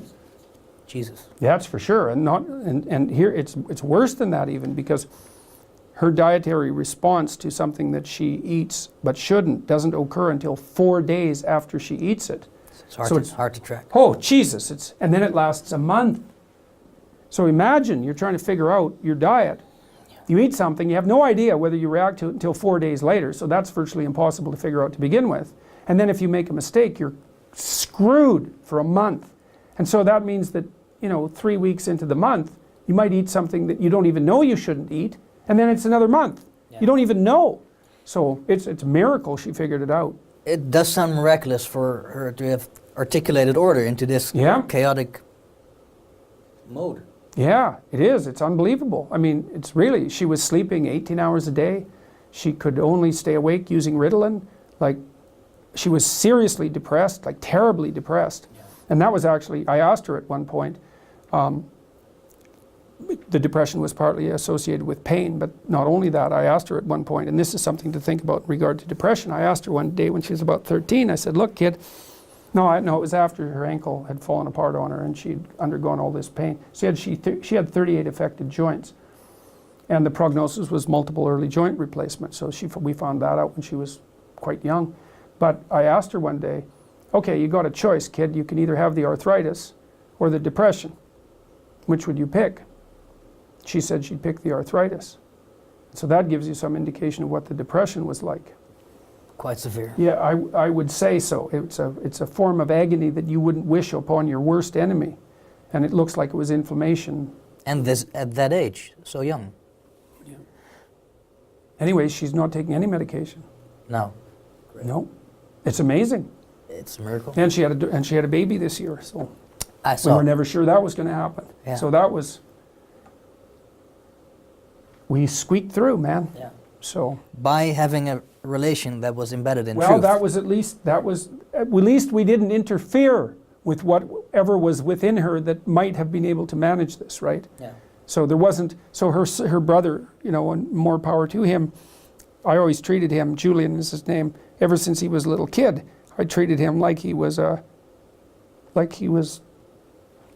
what would you say? Capable of wisdom.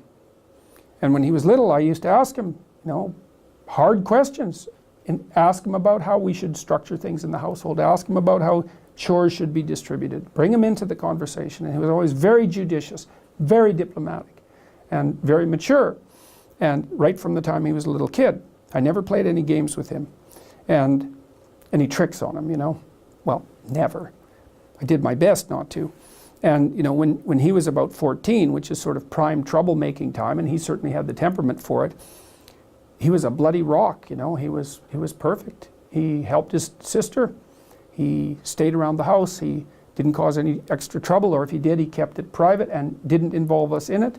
And he accepted the fact that we didn't have as much time to pay attention to him as we would have liked to. And he let his sister rely on him. And he didn't go out with his friends as much as he might have, and he did that for multiple years. No complaints. Perfect. So, thank God for that. Yeah. Thank God indeed. We have one more point to address if you want. It's actually the fifth point. Mm-hmm. It says minimize your persona, cultivate your essence, Mm-hmm. and live in its closest possible proximity, Mm-hmm. referring to the essence. Mm-hmm. I think there's one lecture of you on existentialism and authenticity, and this is a theme throughout Maps of Meaning, especially the Pinocchio series. Could you elaborate on that? What is a persona? What is an essence? Persona is like a suit of, it's like a suit. I mean, a business suit. A business suit is the expression of a persona. So when you go into a bank and you see the teller, and the teller's in a suit, you really interact with the suit in some sense. Yeah. Because you don't want to hear about the tragedy of the teller's life. It's not the time or place for that. And he doesn't want to hear about yours. You want to walk in there in a suit, and you want to see him or her in business attire, and you want to do your financial transaction. You want to say hello and be polite, and you want to leave. Yeah. And so what that means is that you have to have a public face for your complexity. Yeah. And you have to simplify yourself so that other people can interact with you. It's politeness, right? It's politeness to do that, and it's politeness not to poke behind that unless people ask. Yeah. And then it's part of being civilized, domesticated even. That's the downside. That's the side that subjects you to tyranny, but it's part of being civilized. So you go from the state of nature to possession by the persona, let's say. But that's not where it should stop, because then if you're only persona, that's not good, because you're too tightly associated with the state and the culture. There's nothing about you that's really individual. There's no, the spirit, your individual spirit hasn't been integrated into your personality. So you have to go beyond the persona. It doesn't mean you don't have to have one. God, you're no good at all if you don't have a persona. Who can stand being around you? You don't know how to behave. But if you only know how to behave, you're just a domesticated house cat or a lap dog. Yeah. You have to push beyond the persona, and that's what the integration of the shadow does from the Jungian perspective. It's like to pull that monster that's been edited out of you, to pull that back in and to allow that to reveal itself within your increasingly sophisticated way of being. And then you're not just a persona. So if you want to push back on your persona, are you saying that you have to cultivate your shadow? Is that the premier path? Yeah, because the thing is, you can't escape from your persona unless you can say no. Here's an example from popular culture. In the Harry Potter series, Harry Potter's obviously the hero of the story, But he's touched by malevolence, right? The only reason he can stand up against evil is because there's some evil in him that he's incorporated, essentially. Well, and that's exactly right. And that the persona, if you're a persona, then you're an obedient citizen. But the problem with being an obedient citizen is that if the society tells you to march the Jews off to the death camp, for example, and you're obedient, then that's what you'll do. And it isn't like society is civilized and then all of a sudden you're performing some act of atrocity. That isn't how it works. It's like you're obedient citizen and then you're asked to violate your conscience a little bit. Yeah. And you have to, because you don't have anything other than that persona. And that's obedience. And so a little more obedience is demanded and you say, okay, well then you're a little bent, because the society is becoming a little bent, and then you're a little weaker. Then you're asked to violate your conscience a little bit more, and you think, well, there's a little less of me, and the pressure's on a little more, and I could have said no before, but I didn't. So you say yes again, then you say yes again, and then you have a society where 1/3 of the population is informing on the other 2/3. Yeah. It's hell. It's like, well, so how do you say no? Well, that's the shadow. It's like, and see, the reason that the video I did about Bill C-16 and its compelled speech provisions went viral was because I said no. I didn't say it casually. What I meant was, there isn't anything that you can do to me that I can imagine that will force me to utter the words that you want me to utter. Nothing. And I meant it. And when I made the video, I think people could actually tell that I meant it. And so I took this abstract problem and made it concrete. I said, no, that's not happening. And that's part of the incorporation of the shadow. But in this regard, the shadow is actually benevolent, not malevolent. Well, once it's incorporated. Yeah, well, that's the thing. Yeah. And I don't know what to make of that in its entirety, because it sort of means that it means something like, because one of the old metaphysical problems is, why would God allow evil into the world? I think, well, maybe God didn't allow evil into the world. Maybe God allowed the possibility of evil into the world. That's different. And maybe the world with the possibility of evil is actually a better world than the world without the possibility of evil. It's something like that. In that maybe a man is better when he's a dangerous man who's being good than he would be if he was just a good man who wasn't capable of being dangerous. And I believe that, because the best men that I've ever met are very dangerous men. Yeah. You don't mess with them. Yeah. And you know that as soon as you meet them. Do you think weak men can be virtuous? No. Because I think that when you're weak, let's say that signals that you don't have the options to sin. Right. Which is something that creates resentment, and resentment creates corruption. Mm-hmm. So in this sequence, do you think that someone without teeth or without the options to sin can be good? See, that's a real theological question, right? Because the question you're asking is, and this is tied up with the idea of free will and evil. Can a person who doesn't have the option to be evil be good? And I would say no. So maybe that's the reason that, metaphysically speaking, and I don't know where you are when you're speaking metaphysically exactly, but the question of why is there evil in the world is a constant question. It's like, it's possible that without the possibility of evil, there cannot be good. Good requires the possibility of evil. And maybe good is so good that the fact that it requires the possibility of evil is acceptable. Maybe it's even desirable. I mean, you kind of end up on the edge of your knowledge when talking about such things, but it seems to me to be right. Yeah. And it seems to be right in a lived sense. I met Jocko Willink. He's a good example. I mean, Willink was the commander in Ramada, I think, and you can say what you want about American military involvement. It has nothing to do with that, really. Not at this level of analysis. He's a tough guy. I follow him on Twitter. Yeah, so He gets up every morning at 5:30, 4:30. He's a tough guy. He told me quite straightforwardly that he was one of those kids that as an adolescent could have gone either way, right? Yeah. He could have been a highly successful street criminal. Yeah, probably. Right, but probably. Well, you can see it. But he decided not to do that. And he's very, I would say he was a SEAL, right? Mm-hmm, that's right. And he's psychophysiologically intimidating. He's a big guy. You can tell he knows how to use it, and you can tell he used it. Yeah. But as far as I can tell, he's a good person. And that's actually, all of that capacity for mayhem is part of what makes him a good person. Yeah. And people know that. That's why they're listening to him. Yeah. And like I said, the other people I've met the men I've met who are good men, they're all like that. They're all dangerous. They're all dangerous. Yeah. Have they all been not good men before? Or is that not part of becoming a good man? I would say they've certainly all done things that